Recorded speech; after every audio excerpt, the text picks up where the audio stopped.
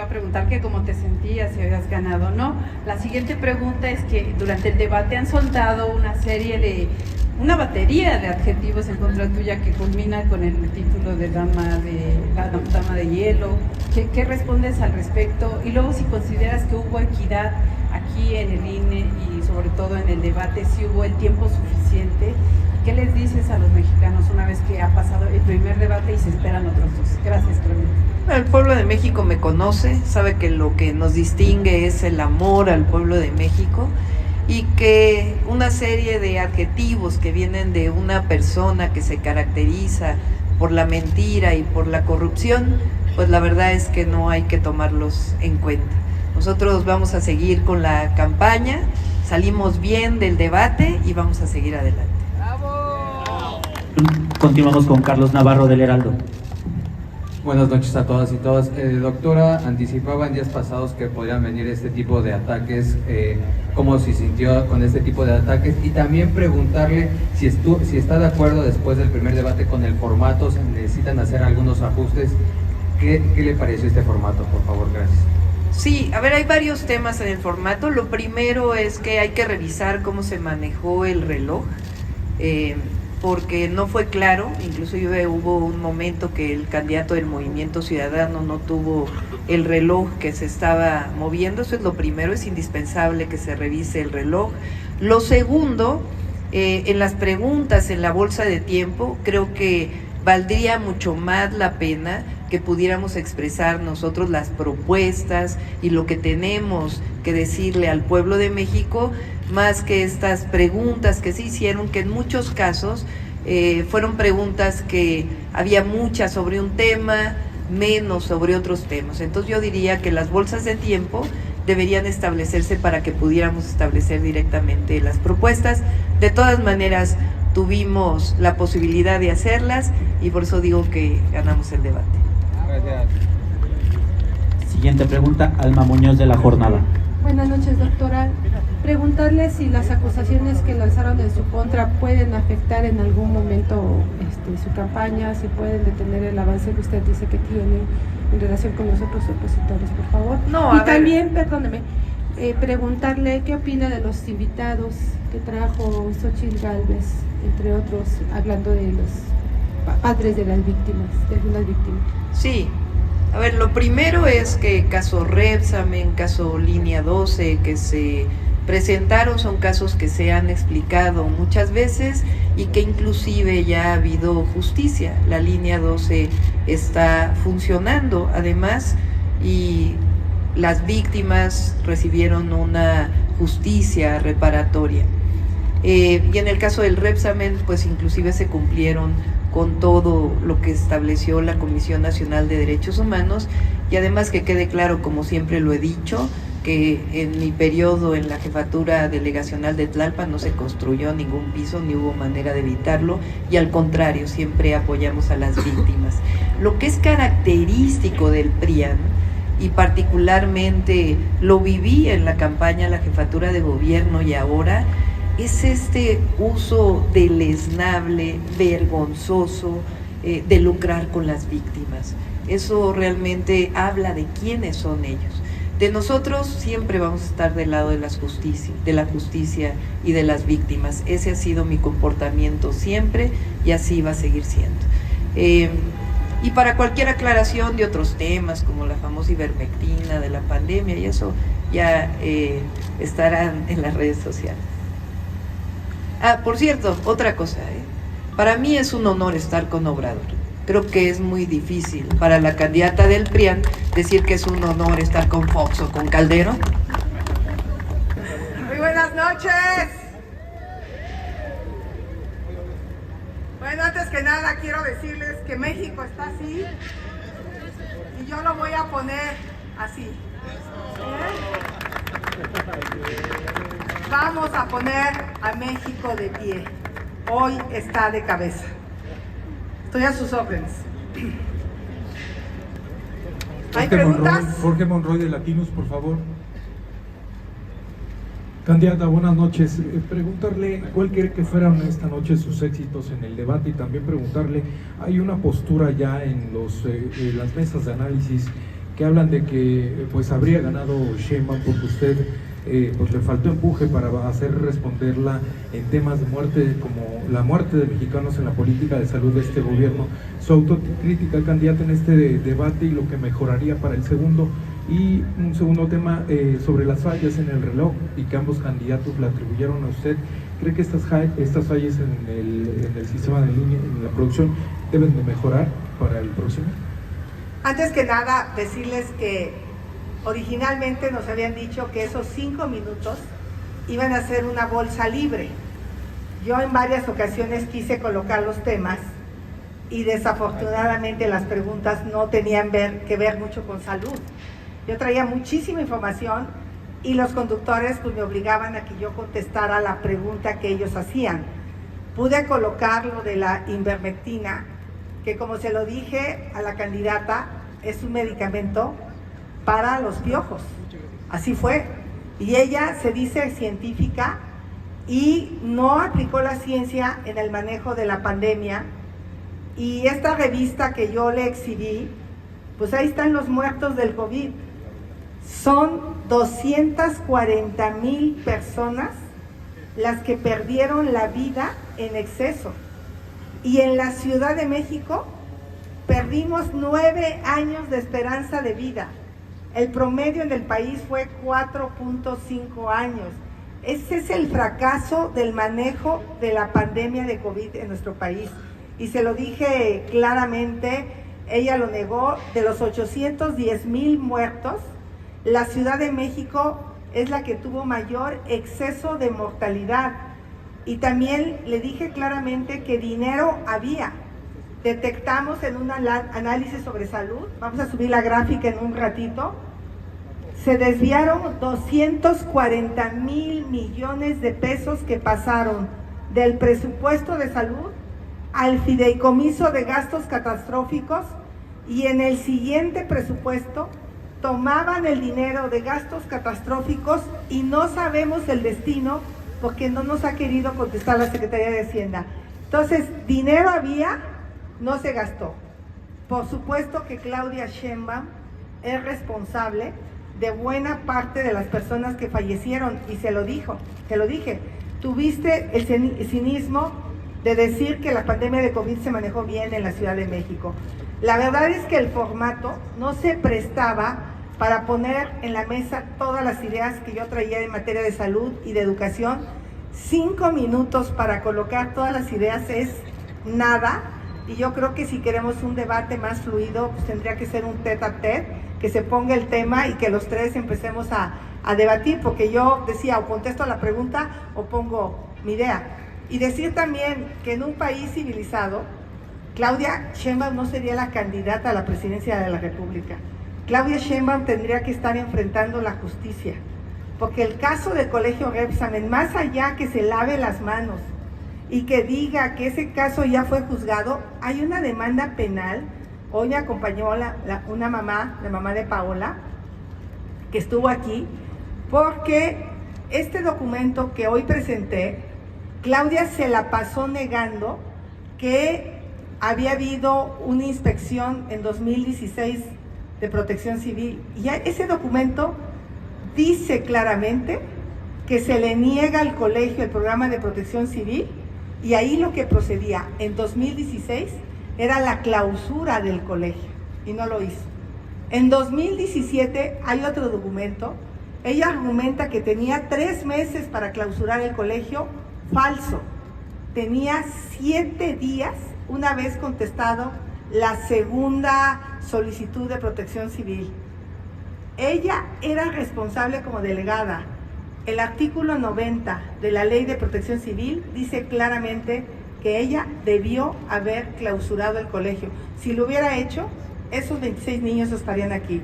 Y en el caso del metro, por más que se lave las manos, por eso le dije la dama de hielo, porque ni volteaba, ni le importaba. 26 personas murieron en el metro por su negligencia criminal. ¿Podía haber cerrado la línea del metro? Sí. ¿Había un pandeo en la trave? Sí. ¿Había vibraciones? Sí. Pero no había director de mantenimiento. y ni siquiera tocó a su amiga Florencia Serranía.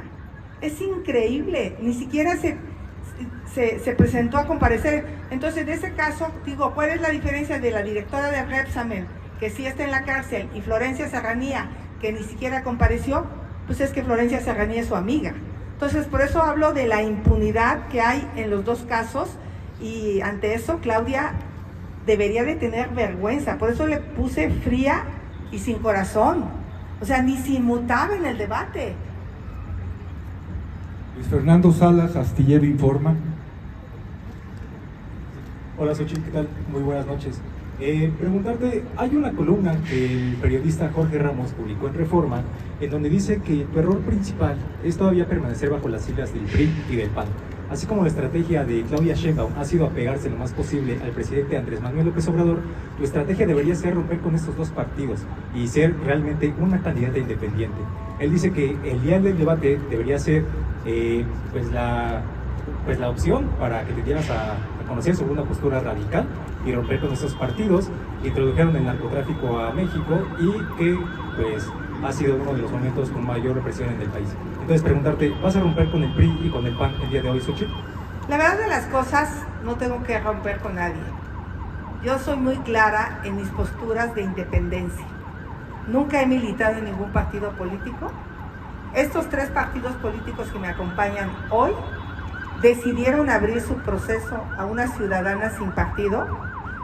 Represento una opción distinta. He dicho claramente que voy a castigar la corrupción, trátese de quien se trate. No me importa el color, eso lo digo y lo repito en frente de los tres presidentes del partido. Marco Cortés sabe, por ejemplo, que en su momento como senadora demandé, creo que ya no es panista, a un personaje con maletas de dinero en el Senado. Al igual que a los de Morena, los demandé por el caso de la Casa Gris, porque mi trabajo como senadora era un trabajo imparcial, y pues yo te diría que estoy segura que los mexicanos saben reconocer que seré de los tres candidatos la única que represente los intereses de los ciudadanos. Si tú lees el libro de Ivonne Melgar, pues ahí hay un reflejo de cómo, pues desde que estaba con Fox, yo tenía una independencia absoluta y la voy a tener, y los presidentes de los partidos saben que cuando yo sea presidenta de México va a haber un diálogo con una agenda que hemos construido juntos, y nuestra agenda que hemos construido juntos tiene que ver con que vuelva la seguridad pública, que tengamos salud y educación de calidad. Esa es la agenda central, y obviamente regresar los apoyos al campo, enfrentar el tema del agua. O sea, vean en qué acabó el dinero de salud, y el combate a la corrupción está clarísimo. Le pregunté a Sheinbaum si iba a investigar a los hijos del presidente con las evidencias que Latinus ha sacado de los amigos, de los hijos, de los primos metidos en negocios millonarios. No me contestó de Deya Oropesa. Ella le dio contratos a Grupo Indi por 66,000 millones de pesos como delegada, como jefa de gobierno y el gobierno federal, y lo tiene de subsecretario de obras. La foto que le enseñé es cuando él era empleado de Grupo Indi y ahora es empleado de Claudia Sheinbaum. O sea, es una locura, 66,000 millones, y pasó de empleado también del Tren Maya, por cierto. O sea, ¿cómo? Le contratas el Tren Maya, y este personaje era director en el Tren Maya, le contratas el cablebús, y le contratas la línea 5 del Metrobús, y le contratas los pilares a Grupo Indi, y ahora este personaje es subsecretario de obras. Es increíble.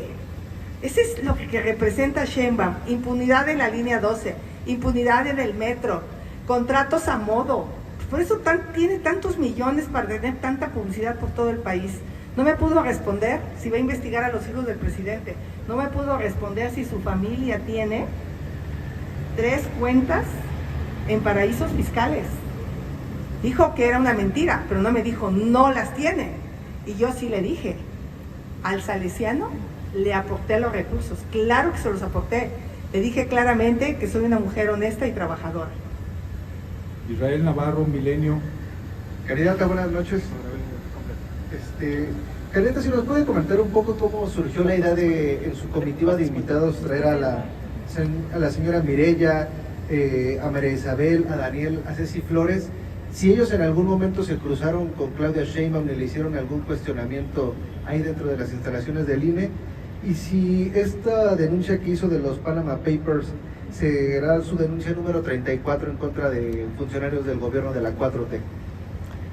Primero, le doy un saludo a las 4 personas que me acompañaron a este debate. Ellos son las víctimas. Uno de la línea 12, Mireya, la mamá de Paola, obviamente de Repsamen. Estuvo una persona de Madres Buscadoras y una mamá de una niña con cáncer. ¿Cómo se atreve Sheinbaum a decir que se atiende con los medicamentos? Vimos a los papás afuera del Palacio Nacional, ya vimos la cifra de niños muertos. Por eso le dije pues, que no tiene corazón. Es que de verdad Sheinbaum me impresionó verla en el debate. A lo mejor yo soy una mujer ansiosa, lo que sea, pero me mueve, me duele lo que le pasa a la gente. Ella es absolutamente indiferente, no se inmuta, ni te voltea a ver, no le importa.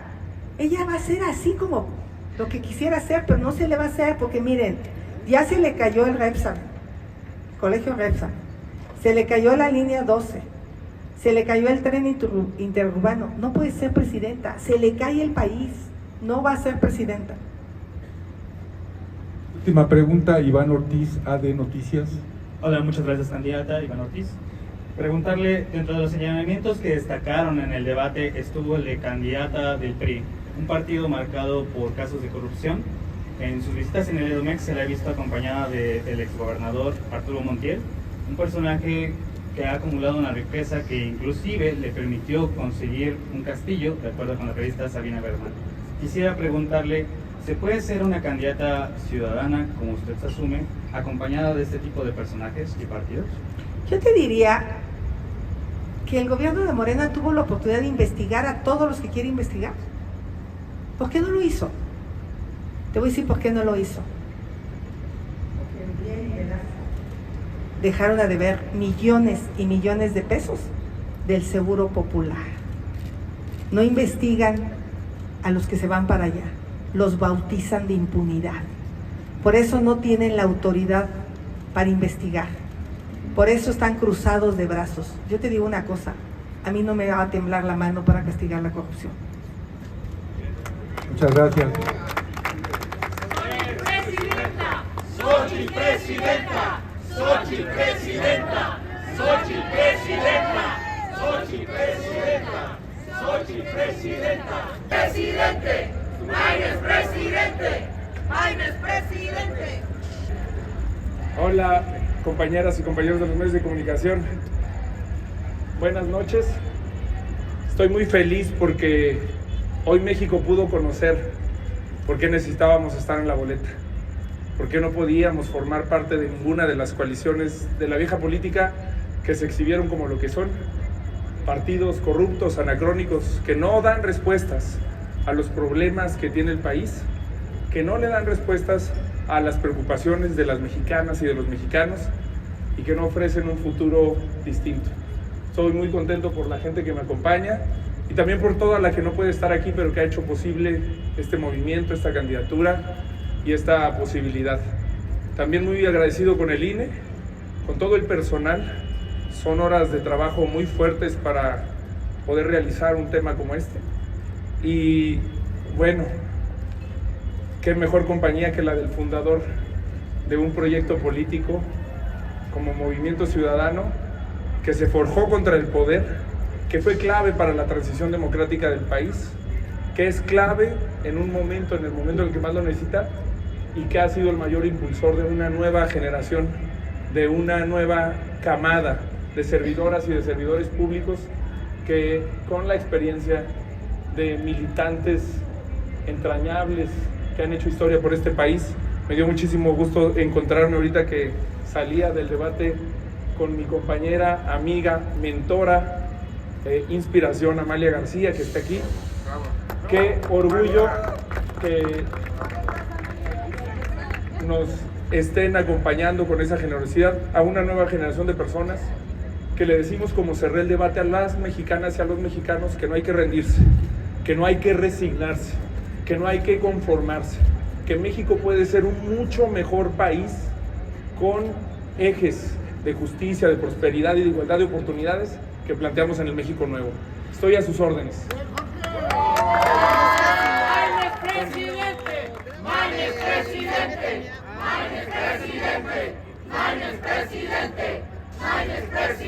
Bueno, y también agradecer a Sara, a Constancia, que la despertamos ahorita con los festejos. Le estoy quitando horas de sueño, tanto le costó el entrenamiento de sueño que lo estamos agraviando. Y a Luciano, que le encanta el fútbol, en quien presentó para ellas y para ellos los mejores contrastes, argumentos, ideas nuevas y causas.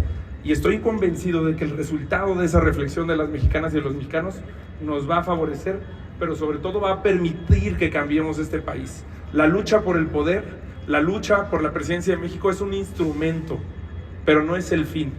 El fin es transformar las condiciones en las que viven las mexicanas y los mexicanos.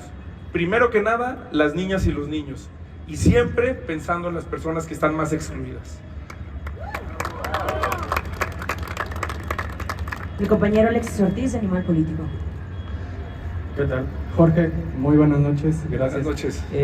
Oye, preguntarte sobre la organización de este debate, ¿cómo lo viste? Por ahí hubo un tema del cronómetro, no sé cuál es la retroalimentación que das. Y también Dante decía hace rato que a partir de hoy empieza tu campaña.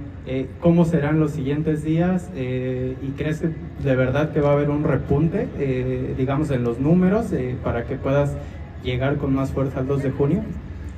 Estoy convencido para empezar de que la elección no es como la pinta, pero después de que por supuesto esto nos va a dar la oportunidad de que más personas conozcan quiénes somos, qué representamos y a dónde queremos llevar a México. Sobre la organización y los detalles técnicos, mira, todas y todos cometemos errores. Por ahí me decía alguien que cuando me refería al tabaco, lo pronuncié como Tabasco. Pues todas y todos tenemos errores, eso del cronómetro, lo demás.